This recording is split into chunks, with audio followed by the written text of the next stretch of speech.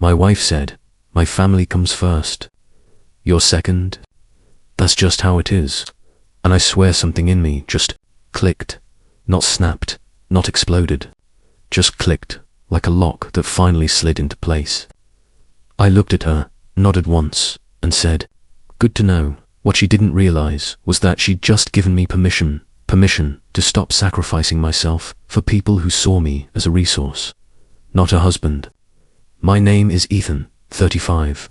And if you'd told me years ago that a single sentence from my wife would eventually unravel my entire marriage, I wouldn't have believed you.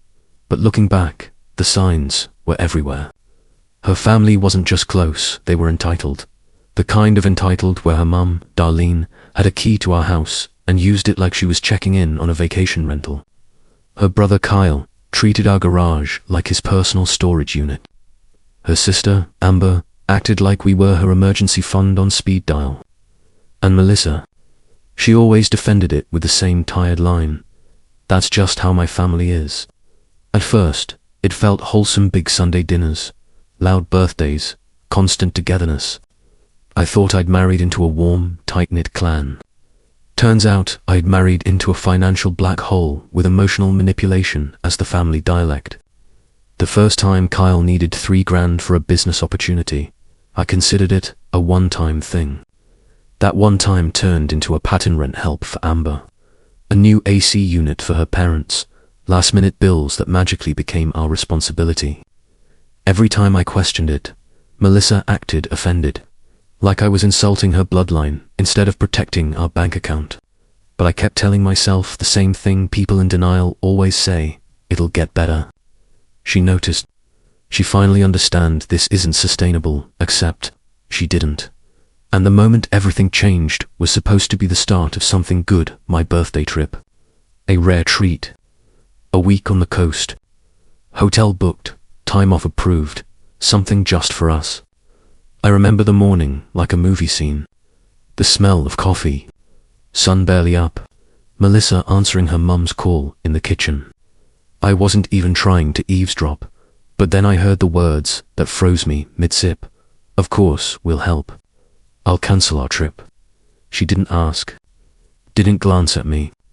Didn't pause. Just volunteered my birthday, our plans, and $8,000 to co-sign a loan for Kyle, who had a history of failing at everything except disappointing people. I walked into the kitchen and told her, calmly, "We're not cancelling." She covered the phone like I was interrupting a sacred ceremony. "My brother needs us," she whispered, like that justified everything. And for the first time in 5 years, I didn't fold. "Your brother needs a co-signer for a loan he'll default on. That's not our problem." The look she gave me, I'd seen it before but never processed it. Shock, not because I was being unreasonable, but because I dared to question the family hierarchy she believed was carved into stone. And then she said it. That sentence that turned my whole world sideways. "My family comes first. You come second. You knew that when you married me." I didn't argue, didn't shout, didn't break anything. I just said, "Good to know." And I meant it. She thought I was agreeing with her. What I was actually doing was reshaping my entire life in real time, mentally pulling the ripcord, stepping out of the role of walking wallet, and moving myself to the top of my own priority list for the first time in years. I came home from that solo birthday trip with a kind of clarity I hadn't felt in years. Like someone had finally wiped a fogged-up mirror clean. The moment I walked through the door, I knew nothing about my marriage to Melissa could go back to the way it was. I didn't slam doors or make dramatic announcements. I just quietly began rearranging my life. When you've been second place for so long, the silence of choosing yourself feels unnervingly loud. The first thing I did was separate the finances.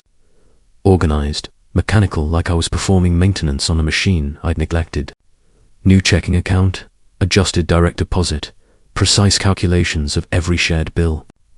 It felt almost clinical, but in the best way possible. For the first time in years, I wasn't waiting for someone else's chaos to drain my account. When Melissa finally realized her visa wasn't working, she burst into my office like she'd caught me cheating. Her fury quickly dissolved into a stunned, icy silence when I simply explained my new priorities. And now, I was done. The following weeks felt strange, like moving through a familiar house where all the furniture had been shifted 2 inches to the left. Nothing had exploded, but everything was slightly off. We coexisted, technically, but we weren't really living together anymore. We were 2 people occupying the same space while walking in opposite emotional directions. I didn't raise my voice, didn't demand anything, didn't beg for change. I just lived like a man who'd finally taken himself seriously. And Melissa hated it. Every Sunday, she'd hover near the door in her nice sweater, waiting for me to put on shoes and follow her to those suffocating family dinners. Every Sunday, I'd say the same 2 words, "Got plans." The first time, she thought I was bluffing. The second time, she got angry. The third time, she cried. The fourth time, she stopped asking. But even that new quiet couldn't prepare me for the night her entire family marched into our living room, like they owned the place. They didn't knock. They barely greeted me. They were already crying, frantic, full of loud anxiety and expectation. Her parents, her sister, and her brother Kyle, who looked like he'd been slammed against a wall multiple times. A dark bruise bloomed across his jaw, and his shirt was stretched like someone had grabbed him by the collar. I remember thinking, well, here it is. The disaster they've been training for. Her dad spoke first, like the head of a small, collapsing kingdom. "We need your help." Just that. No explanation. No courtesy. No apology. Because of course, in their minds, help meant money, and money meant me. They didn't even consider that I might say no. Why would they? History told them I'd always cave, eventually. But history was dead. With what? I asked flatly. Her dad swallowed like the words tasted bitter. "My son owes $35,000 to some dangerous people." A tiny part of me expected him to soften the story, call it a misunderstanding or some bad luck. But they were beyond excuses. They were in raw panic mode now. Melissa's mum was already crying so loudly it echoed off the walls. Her sister kept pacing like she expected someone to break in behind them. And Melissa, she wasn't even looking at me. She was staring at the floor, like she already knew what I'd say, and dreaded hearing the words out loud. "That sounds rough," I said. Her dad's eyes flashed like he wasn't sure whether to be shocked or furious. "We need you to help us." There it was. The demand disguised as a plea. I looked at all of them, crowding my living room like drowning people clinging to a raft. For years, I had been that raft, but not anymore. Why would I do that? The silence hit like a dropped plate. Her mum exploded first, of course. "Because he's family." "He's your family," I corrected calmly. "Not mine." Melissa finally looked up then, eyes red and glassy. She reached for my arm like physical touch could rewind the last decade. "Please, Ethan. They could really hurt him." Then he should have thought about that before gambling 35 grand he didn't have. Her brother flinched like I'd hit him. For once, consequence wasn't a theoretical concept. "Dude, these guys are serious," he said. "I'm in real danger." "Then sell your truck," I replied. "That'll get you halfway there. I need that for work. And I need my money for my priorities." I didn't raise my voice. Didn't even sound angry. I was just done. Completely, absolutely done. Her dad stepped toward me, all bluster and wounded pride. What kind of man abandons family in a crisis? "The kind of man who was told he's second place," I said. "The kind of man who spent 5 years paying for your emergencies while you called it love." Her mum wailed at that, actually wailed like I'd slapped her across the face. Melissa had gone pale, like she was watching a train derail in slow motion and couldn't look away. "I'll divorce you," she said suddenly, voice trembling. "If you don't help, I'll leave." And that was the moment everything clicked into perfect, brutal clarity. I looked right at her and said, "Okay." The shock on her face was almost cinematic. She'd thrown down an ultimatum, expecting surrender. Instead, she set herself on fire. Her family erupted into shouting names thrown at me, threats spit into the air, accusations hurled with so much venom, I was surprised they didn't poison the drywall. But I stayed calm, colder than I'd ever been. "Get out of my house," I said. Now her sister screamed that it was Melissa's house too.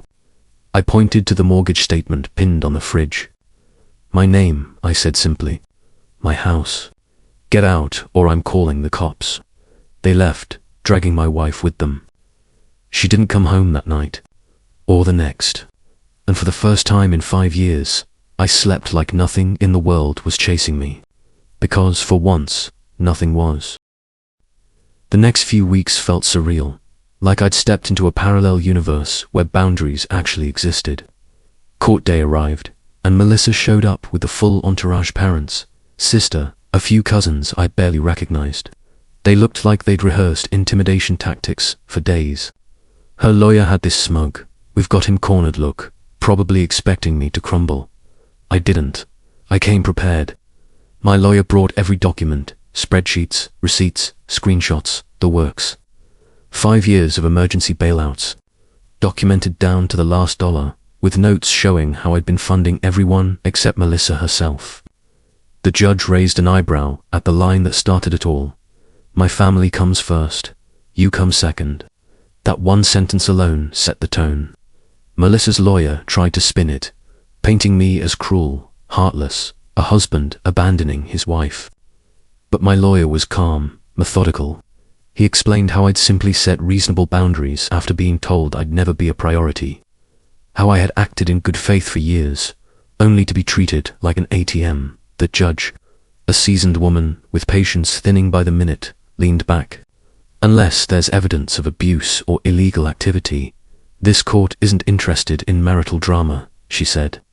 That shut Melissa's mom up temporarily, which was a small miracle.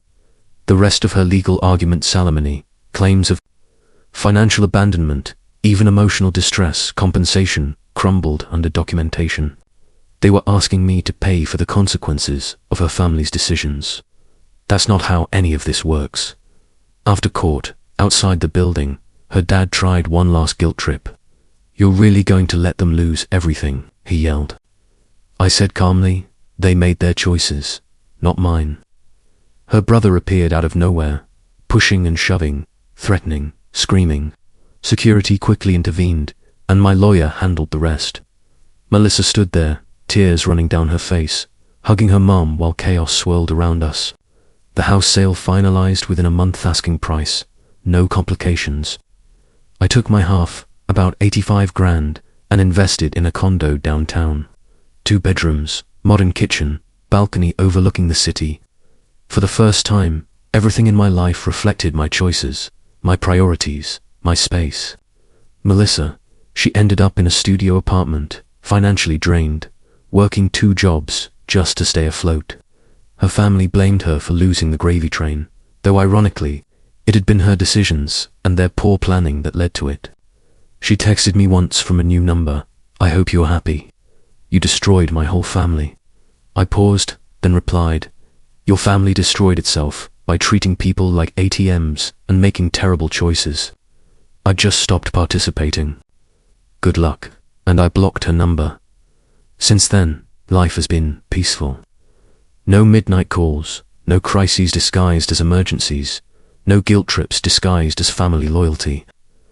I started dating someone new, a teacher with her own life, her own boundaries, and the kind of normal family dynamics I never knew existed. Weekends are mine again. Friends, hobbies, woodworking, softball league, things that make me me again. The revenge wasn't dramatic. There was no elaborate plan. It was simply refusing to be complicit in a cycle of exploitation and self-sacrifice disguised as marriage. And that, more than anything, was liberating. Sometimes I think about the past 5 years, the emotional labor, the financial strain, the manipulation disguised as familial love, and I feel a quiet satisfaction. Not joy at their misfortune, not cruelty, just clarity. I matter. My choices matter. My life matters. And for the first time in a long time, I feel like a man who isn't defined by someone else's selfish needs. That's what it feels like to take yourself seriously. That's what it feels like to put yourself first. And honestly, I'd do it all over again.